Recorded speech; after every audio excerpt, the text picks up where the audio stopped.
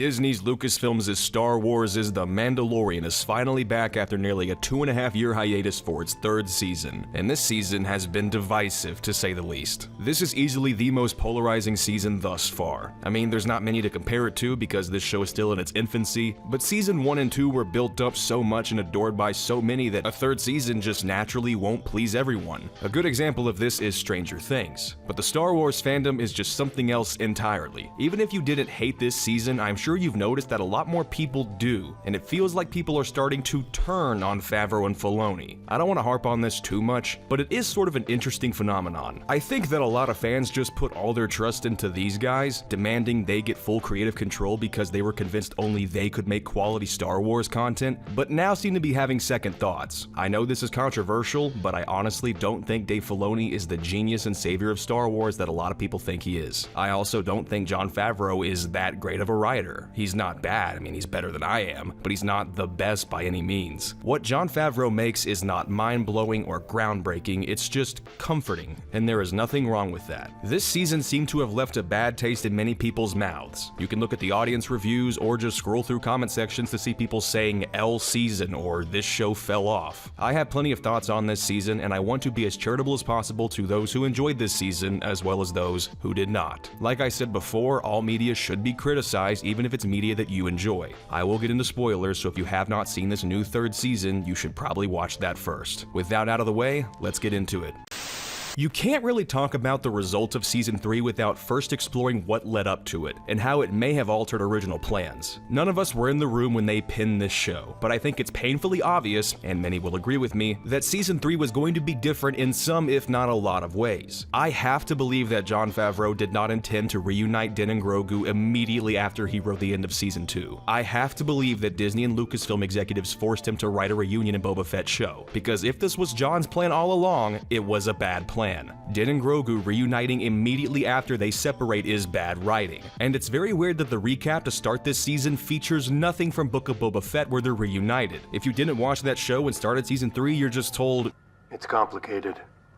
I completed my quest, but he makes Disney a ton of money, so now he's just back with me." We'll never know for sure what was or was not planned for Season 3 initially, but regardless, I still think that bringing back Grogu was a mistake. I know that him being absent would probably tank the show's viewership, but I don't care. When it comes to this season as a whole, the most common criticism that I hear is that it's just a lot of side quests, it's pointless, there's no goal and no direction, it doesn't lead anywhere, it's a step down from the previous 2 seasons, and nothing really happens. The more I compare this season to the previous 2, the more I start to disagree with the idea that this season is a step down from them solely based on pacing and story progression. I don't know when the last time you guys watched Season 1 was, but it's pretty similar. Here's a quick recap. In Episode 1, Mando completes a bounty, gets a new special assignment, we meet new characters and set up the conflict for the season, and he finds Grogu. At Episode 2, he's walking back to his ship so he can leave this planet, but Jawa stripped it for parts, so after killing a few, he strikes a deal to slay a monster and bring them its egg to eat so they'll give him back his ship's parts. In Episode 3, we return to Navarro so the main conflict can continue and Mando can save Grogu. In Episode 4, Mando takes Grogu to a new planet to lay low where they meet a new character who will be a series regular until suddenly she's not, and some villagers ask them to help them fight against raiders attacking their home and stealing their food. In Episode 5, Mando goes to Tatooine and meets a young bounty hunter going after a more dangerous bounty hunter, and he agrees to help him. This is all just to set up new characters, and at the time was seen as arguably the worst episode in the season. In Episode 6, Mando reunites with some old colleagues to do a prison break, and this sets up new characters and introduces a small conflict with the New Republic. It's not until the second to last episode where the plot decides it's time to come back around and we visit Navarro again. A bunch of shit goes down in the last couple minutes, and then there's just the finale for a big fight and more stuff happening. This is pretty much the flow that Season 3 follows, though I will admit it does overdo some things. In this season, Din's mission is to go to Mandalore and take a bath in some holy water, and he completes this mission in the first 2 episodes, so after that, we don't really know what's going on. The 3rd episode is spent with Dr. Pershing and that random female officer that worked aboard Gideon's light cruiser. I know a lot of people trashed this episode, but honestly, I think it was one of the better ones this season, and that's saying something. Episode 4 is like a team bonding exercise after yet another giant monster attacks the covert, and while it does feel exhausting, it is important for Paz Vizsla's development, as this season is at least trying somewhat to make us care about him before he dies. And I have to ask, what the fuck is up with this season and giant monsters? There are just way too many of them. When your goal is to create tension out of nowhere and give the hero something to fight in a slightly bigger and and more weird-looking creature just appears out of nowhere, it feels very cheap and lazy. I don't want to say they're running out of ideas, but it kind of feels that way at some points. Episode 5 built upon this more with the Mandalorians teaming up. Episode 6 was an episode.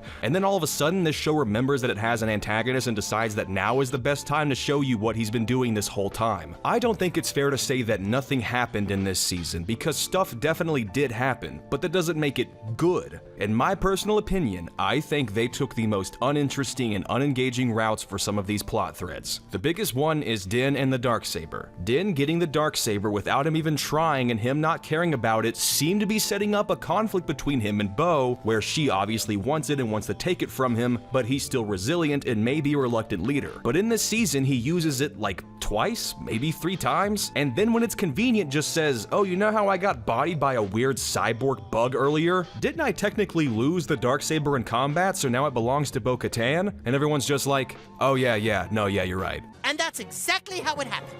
You see? You believe it now? Well, yeah, sure. Why would he make that up? And I know someone's gonna say, Remnacor, you idiot, did you even watch the show? Din never wanted the Darksaber, it meant nothing to him. Yes, random person I made up, I watched the show. Yes, I know that he did not want it and that it meant nothing to him. I kind of thought that was the whole point. He is so sheltered and uneducated about his own culture's lore that he does not know what the Darksaber is and really does not care. But due to how the previous season concluded, it has fallen into his hands and it's his to wield. Forgive me, I just thought that Din being the reluctant leader inspired by those around him who do actually believe in what it represents was the natural progression for this plot thread, but alas, I was wrong. And to add insult to injury, Bo-Katan does fucking nothing with it. She kills some people, she fights Moff Gideon, and then he just breaks it with his hands. Say what you want about The Last Jedi, but the Skywalker saber breaking happened for a reason. It was symbolic, it actually meant something before it suddenly didn't. This? I don't know what this is supposed to mean other than that Bo-Katan just doesn't need it. Seems kind of weird. It's pretty important, even if the only power it has is the story behind it. It's been a pretty important thing for a while. It just felt pretty anticlimactic for it to just be squeezed really hard and fold in half. Wait, didn't Gideon want the Darksaber for himself? Why the hell would he break it? Whatever. Since Din is not the reluctant leader, he's just kinda hanging around and occasionally doing stuff. A lot of people are saying that this season sidelined him and that the show is no longer about him. He just kind of wanders around and says NPC dialogue. He doesn't feel like an actual person anymore. I have no clue what this guy wants or what he aims to achieve, because once his mission is completed in the 2nd episode, he's just chilling with the Mandos until a monster kidnaps a kid or he has to fight pirates and blow shit up. I think this is why people think nothing happened this season, because in a way it kind of feels like that. But again, season 1 followed a similar formula of setting up the plot, followed by side quests until it was time to return to the main conflict for the final 2 episodes. I guess my main issue with this format for this season is that the ending is a little anticlimactic. I really tried to keep my expectations low for the finale, but even then, I felt underwhelmed. I think all this stuff right here is super cool. It's like a live-action episode of Clone Wars. But everything else here, I don't really, There were so many theories about Chapter 23's title, The Spies, about how the armor is actually the Imperial spy and she's gonna turn in the finale. And I'm not that torn up that nothing like that happened. I think the weirder thing is that Din is saved immediately when the episode starts. I just kind of thought that Din being captured was gonna be part of the main conflict in the finale of them trying to rescue him while taking back Mandalore from Gideon's forces, but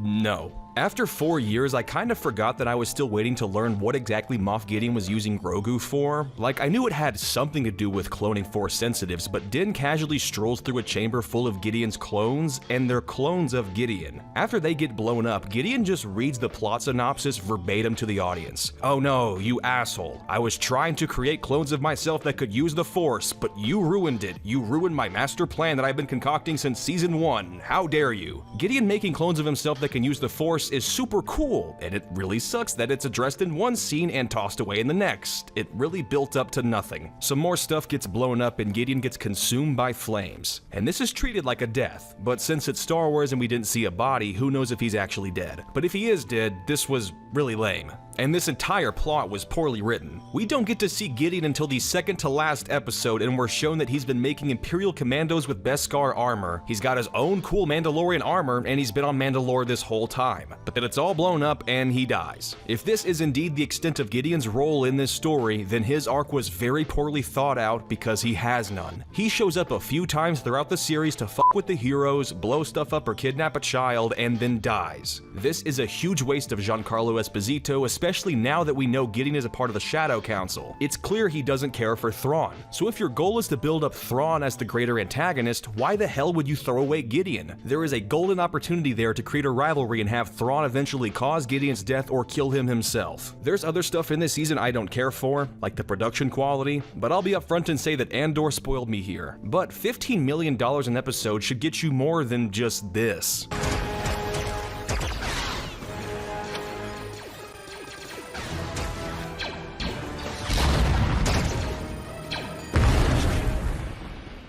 Or the time the entire town of Navarro evacuates and then we see them all together, it's like 24 people. I can nitpick this stuff all day, but I have to address the, I'm not gonna use that phrase actually. This season was criticized by fans from the first episode, but it seems like people really lost their minds when Lizzo showed up in episode 6. Now I will admit, seeing Lizzo here immediately pulled me out, because I don't see this as Queen whomever the fuck. I just see Lizzo. And I can say the same for Jack Black, but he's actually an actor, and Lizzo is not. She's not a great actress, but I won't gatekeep Star Wars and say she shouldn't be in it. Her dad was apparently a big Star Wars fan, so it's not like she's Moses Ingram and has no knowledge of the franchise. I can't completely trash this episode because it did give me my favorite moment in the entire season. You're a separatist. Separatist is a pejorative term. I support democracy. Count Dooku was a visionary. He was cut short in his prime by the Jedi forces. Yeah, I'm not kidding. Doc Brown being a Count Dooku sympathizer was my favorite moment in the entire season. It scratched that part of my brain that loves political intrigue and nuance, but it was kind of ruined by Bo-Katan's snarky remark about politics. It's kind of weird to see Star Wars take a centrist stance, especially after they made Star Wars Andor. And I have to mention, seeing Ahmed Best as Kelleran Beck save Grogu was really fucking cool, okay?